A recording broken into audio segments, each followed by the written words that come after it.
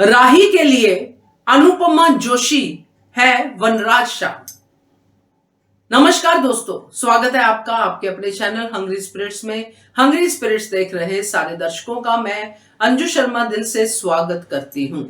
आज अनुपमा की और जानकी की बातें सुनी, जिसमें अनुपमा ने अपनी तरक्की की बात की कि मैंने कैसे पहली शुरुआत की, मैंने कैसे वो जज्बा अपने अंदर जगाया जिसमें वनराज शाह का नाम आया।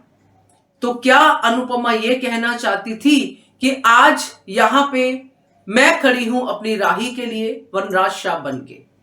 वो मुझे नीचा दिखाना चाहती है, वो मुझे पीछे छोड़ना चाहती है। तो क्या ये बात थी?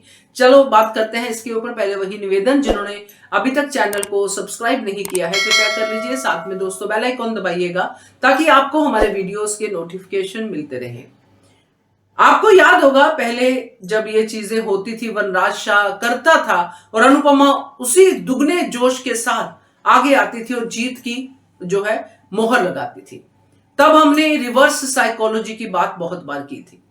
तो आज अनुपमा उसी की बात कर रही थी।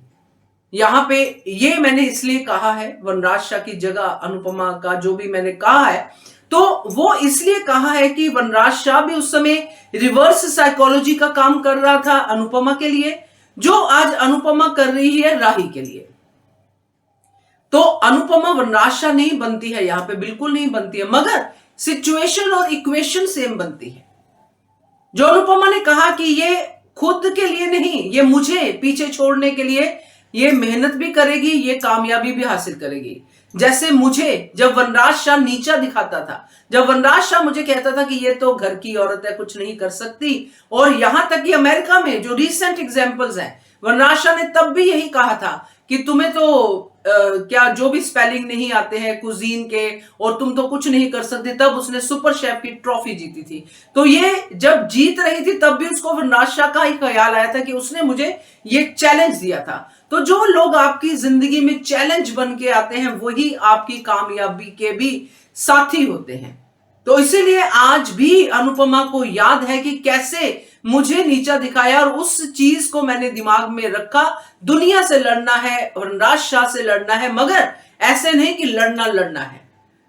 लड़ना ऐसे है कि जीत उससे बड़ी लाइन जो है ड्रॉ करके दिखानी है कि भाई तुम्हारी लाइन तो वहीं खड़ी है, छोटी की छोटी हो गई है, मेरी लाइन बड़ी हो गई है। और वही चीज अब राही कर रही है, क्योंकि उसको अपनी मां को प्रूव करना है कि आप गलत हो, मैं सही हूं, मैं बिजनेस अच्छे से चला सकती हूं। इसलिए वो बिजनेस पे पूरी मेहनत करेगी। और ये बात अनुपमा की बिल्कुल सही है कि अब वो बिजनेस में करेगी काम तो उसका ध्यान डाइवर्ट होगा। तो अनुपमा काफी एक्सपीरियंस है इस मामले में, क्योंकि जितनी हमने जर्नी अनुपमा की देखी है, उसने हर तरह के रिश्ते को एक्सपीरियंस किया है।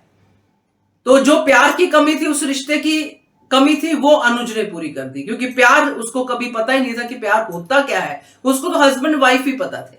तो ये प्यार भी उसने एक्सपीरियंस किया, तो इसलिए आगे इस प्यार के एक्सपीरियंस का भी काम आएगा। तो ये पूरा का पूरा जो आज बातचीत थी जानकी की और अनुपमा की, जिसमें वनराज शाह का नाम आया, तो वो बिल्कुल बिल्कुल यही था जो आज राही के साथ हो रहा है। आज अनुपमा वनराज शाह जरूर बनी है राही के लिए, मगर ये जो है ये सिर्फ रिवर्स साइकोलॉजी के लिए है और कुछ नहीं। तो क्या कहते हो आप, इसके बारे में कमेंट कीजिएगा। देखते रहिए channel hungry spirits. Thank you so much. Subscribe to our channel by clicking the subscribe button. Click the bell button and enjoy the latest uploads from our channel.